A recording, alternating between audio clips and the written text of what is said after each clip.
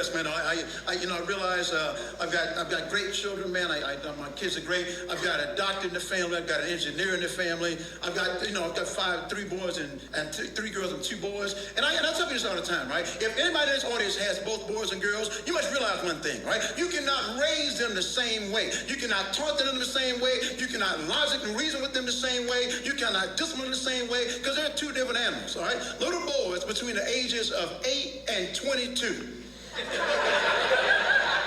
are possibly the slowest creatures on this planet. You ask a little boy, 8 years old, a simple question: how was school? It was good. You got homework? I don't know.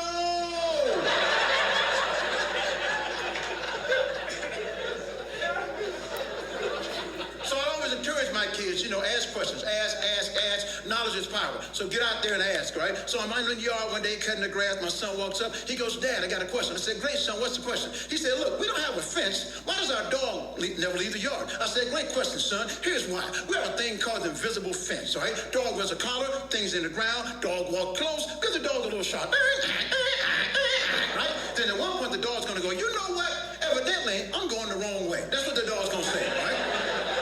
Now, you cannot explain anything as clear and as simple as I did to my son that day. At 11 years old, my son did not comprehend what I told him. So this kid decided he wanted to try the collar for himself. Now, as a parent, you would know him as they don't do that. I said, go ahead, son, put it on, put it on. And the parent said, Dad, watch this. So you don't have to tell me to watch. I've been waiting on this for 8 years. Go ahead. Son, run! And run, hey, Dad.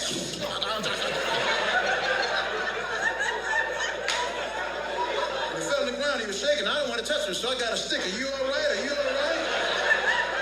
And the dog was standing right there. That boy's an idiot. Look at that boy there. I did that 5 times yesterday. There's something wrong with that boy. Little boys are like that, man. Little boys are slow like that. Little boys never change. Now, girls, they go through different stages, all right? Now, when they're young, they go through the stage where they like to talk a lot, all the time. All the time. They never, ever shut up, as cute as they are. And I love my daughters at that age because they were so cute. Their 6 to 8 range right there, the 5, 6, 7, 8 range right there. The clothes they wore, the pink outfits and the ribbons and the flip-flops and all this kind of stuff, and the blue bears and the pink bears and all that kind. And they were so cute, but they never, ever shut up. Hey,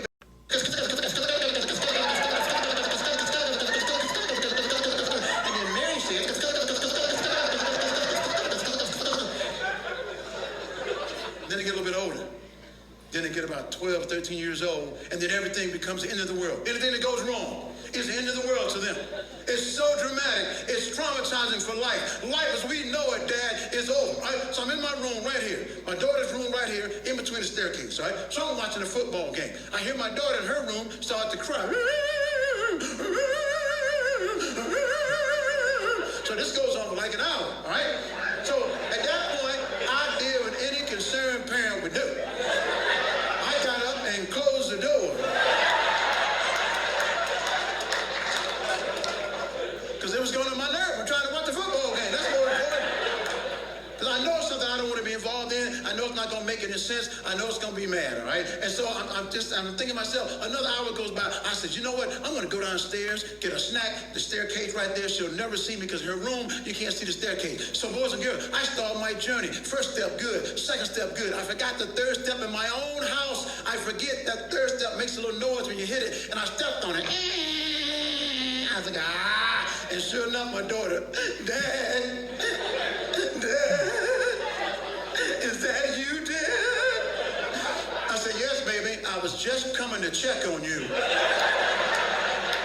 Because I heard you crying, right? And I know it's going to be something stupid, right? So I walk in there, baby, what's going on? She said, Dad, I can't believe it happened to me. I said, what did she say?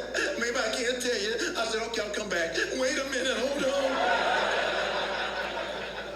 Maybe I can tell you. I said, what is? She said, Dad, you won't believe it. I said, I'll never know. What's the problem? She said, Dad, I can't find my other sock.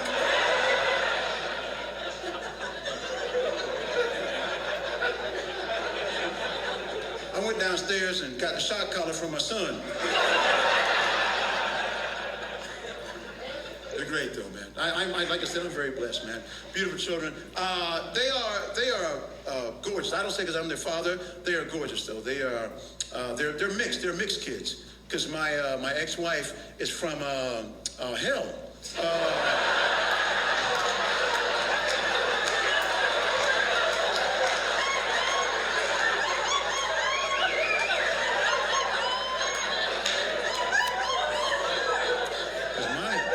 My kids are half black and half possessed. I don't know what happened.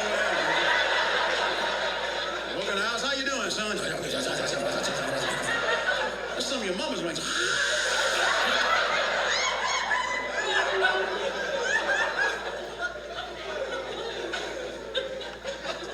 So my son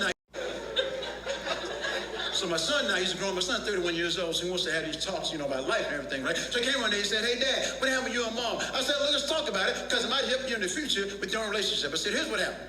When I first met your mom, I just overlooked a lot of things you should never overlook." He said, "Like what?" I said, "When I first met your mom, she had no reflection. That should have been a sign right there."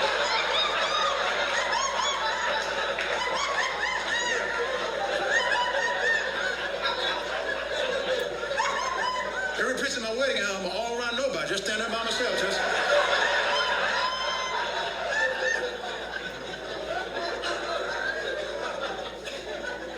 I just said, here's the thing, right? Kids are bad because it's our fault, not their fault, and here's why, all right? We give our kids too many things, all right? We spoil them too much. The more they get, the less they appreciate. That's the problem right there, all right? You got to start giving gifts to your kids like my father gave to me, all right? For my 9th birthday, my father gave me a bike, all right? For my 10th birthday, he gave me the front tire. Now, that's how you give a gift. By the time I got assembled, I was 27 years old. I couldn't even ride the thing. And I believe this, right? There's only 2 kind of moms in the whole world, 2, all right? There's a good mom and a violent mom. You ever see a mom get so mad at children when they talk to them, their teeth don't move, just the lips go up and down? You ever seen those moms? Put it down, put it down, put it down. I will choke you right now. When you put that back on the shelf and you get yourself back over here. That's the good mom.